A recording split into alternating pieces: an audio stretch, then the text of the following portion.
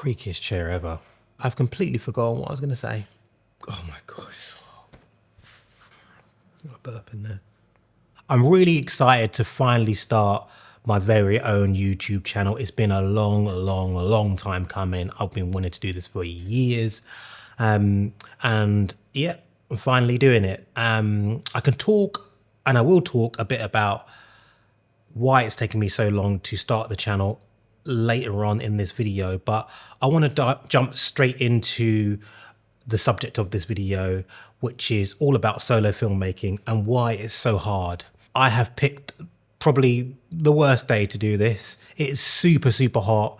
I've waited until the sun's gone down and I've kept the door open there.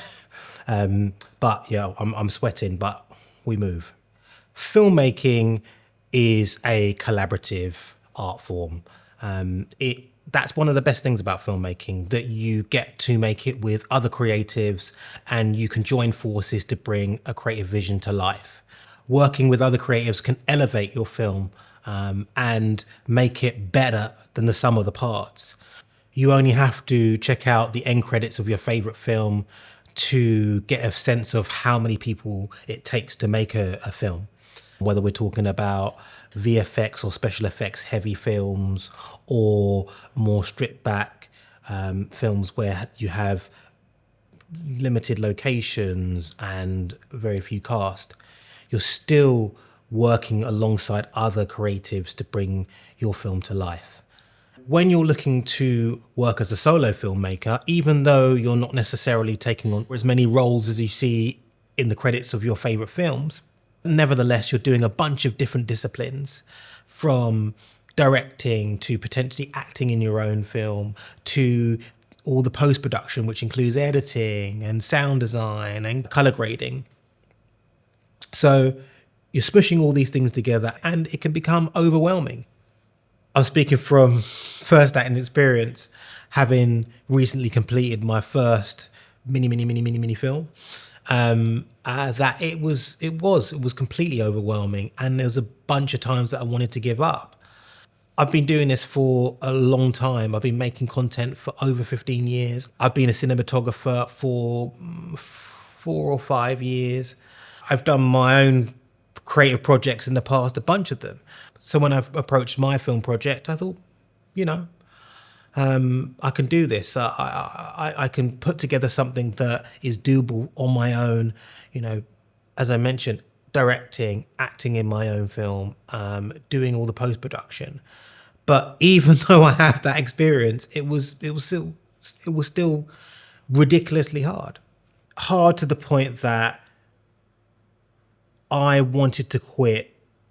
And when I say quit, I mean burst into tears, turn off the camera, go home, and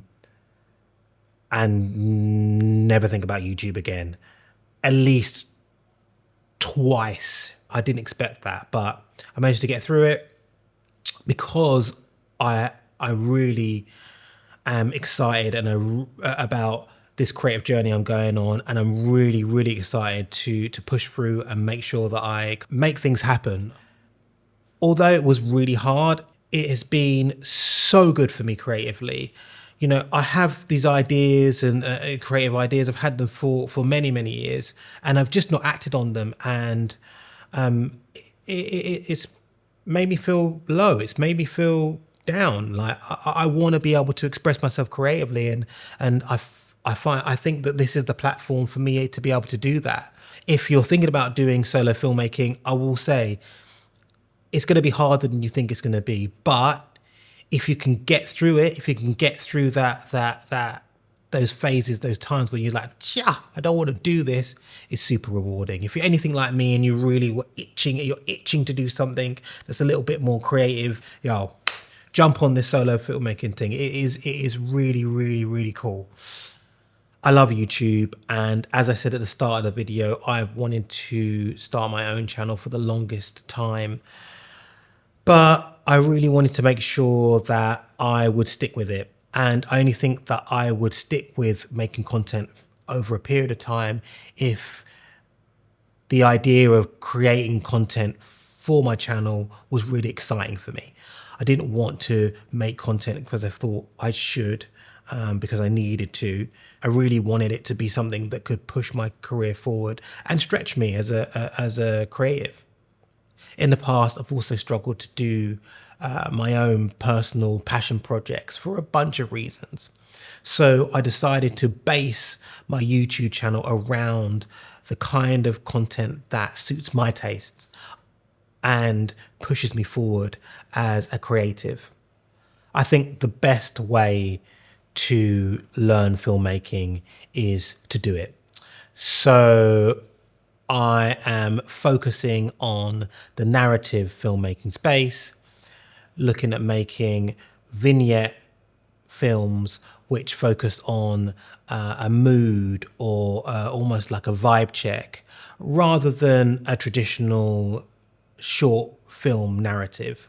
That way I can get projects done in a short period of time and move on to the next, each time learning and hopefully becoming a better filmmaker. To start out with, this channel will be cinematography focused because that is my first love. But naturally, as a solo filmmaker, I'll be delving and dipping my toe into other areas of filmmaking. So learning a bit more about directing, learning a bit more about editing, maybe learning a little bit more about sound. All of those elements will help me become a better filmmaker, and I'm really excited for that. That's the point of this channel, that I can kind of discover those elements. I can be free to create the content I really love that resonates with me. I want to finish this video by talking about how hard it is to do this whole weird talking to camera thing. Working on talking head, interview-based content, that is my day job. And I see a bunch of YouTubers doing a YouTube thing, and I've been watching it for a while, thinking, yeah, man, it's good, but I could do that. But yo, this is really hard. So big up the people who are out there on a regular doing the YouTube thing. This talking to camera stuff is weird as anything. If you're out here doing this and you're doing it consistently, well done to you, because that's what I hope to do. Wish me the best. Yeah, with that, I'm done. I'm gone. Till the next one. Yeah, check out Night Shift. It will be like here or somewhere here.